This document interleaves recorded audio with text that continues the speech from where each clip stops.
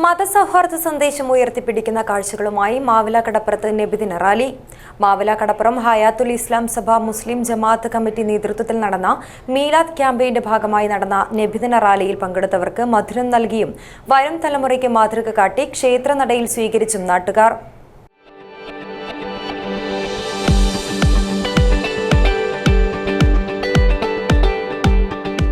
കരുതലിന്റെ കാവൽ ഇനി ഇവിടെ. വിൻടച്ച് മൾട്ടി സ്പെഷ്യാലിറ്റി ഹോസ്പിറ്റൽ, കാസർഗോഡ്. 4 ദിവസം നീളുന്ന മിലാദ് കോൺഫറൻസിൻ്റെ ഭാഗമായാണ് മഹല്ല് പരിധിയിലെ മിലാദ് റാലി നടത്തിയത്.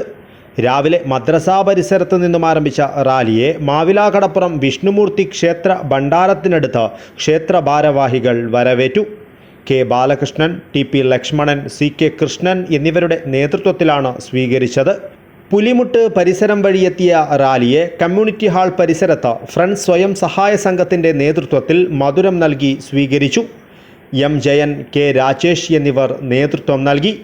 മിലാദ് റാലിക്ക് ജമാഅത്ത് കാസി ജലീൽ സഖാഫി, സദർ സലീം സഖാഫി, ജമാഅത്ത് president EK. Jafar Haji, secretary A. Abdul Salam, സംഘാടക സമിതി working chairman KC. Shukkoor Haji, global committee chairman TP. Muhammad Haris Haji, സംഘാടക സമിതി കൺവീനർ സി. ബദറുദ്ദീൻ എന്നിവർ നേതൃത്വം നൽകി. മഹല്ല് പരിധിയിലൂടെ ചുറ്റി റാലി മദ്രസാ പരിസരത്ത് സമാപിച്ചു.